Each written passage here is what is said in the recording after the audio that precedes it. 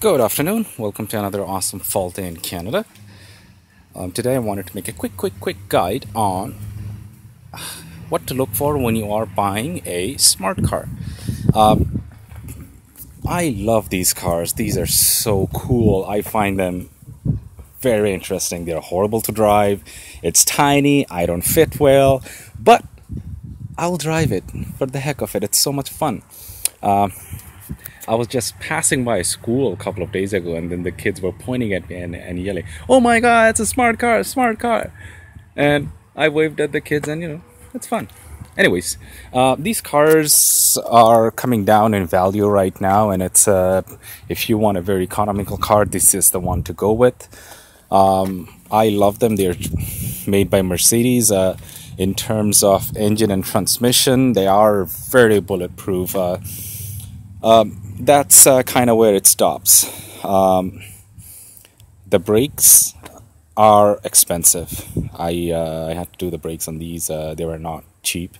The brake, there's a drum in the back, so the drum and the brake pad from Rock Auto is about $150.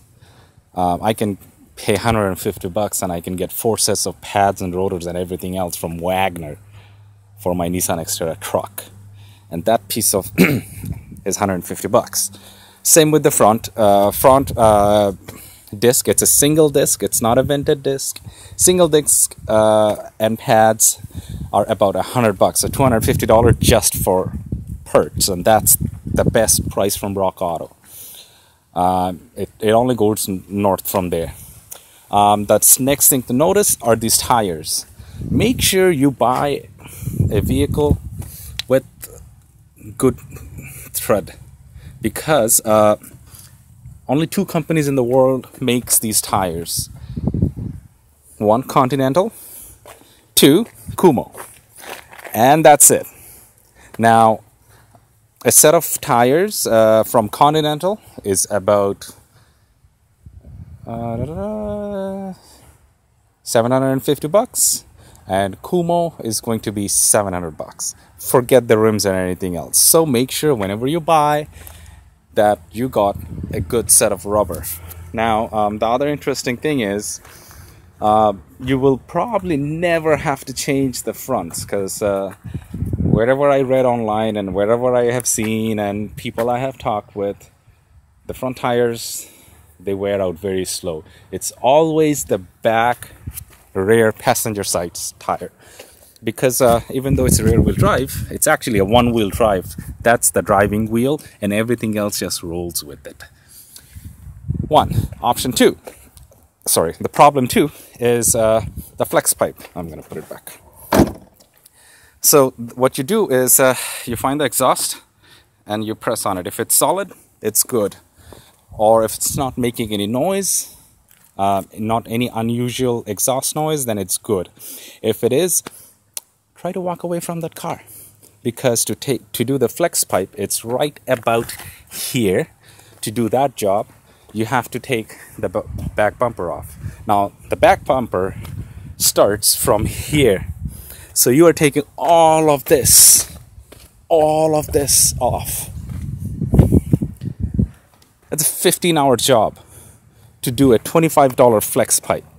Okay, so if the exhaust is rattling or there's a little bit of different exhaust noise, either you get a smoke-in deal out of it or walk away.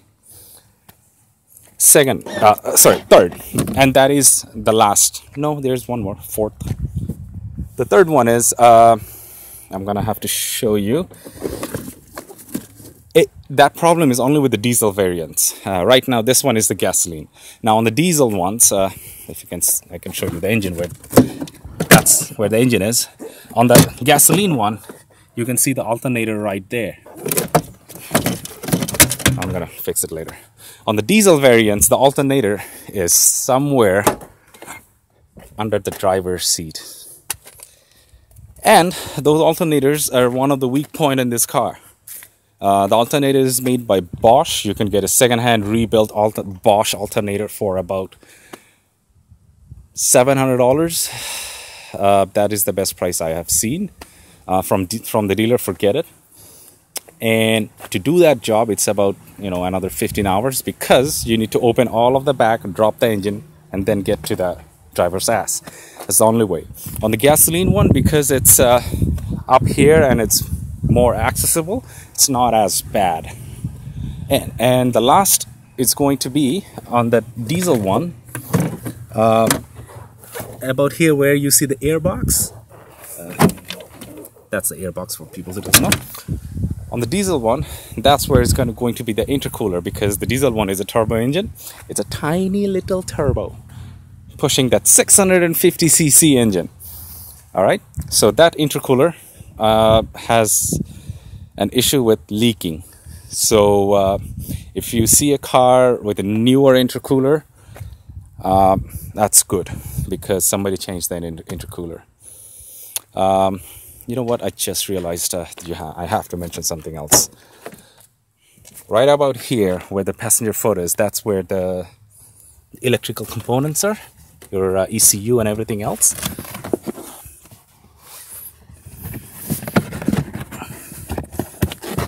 There, behind this.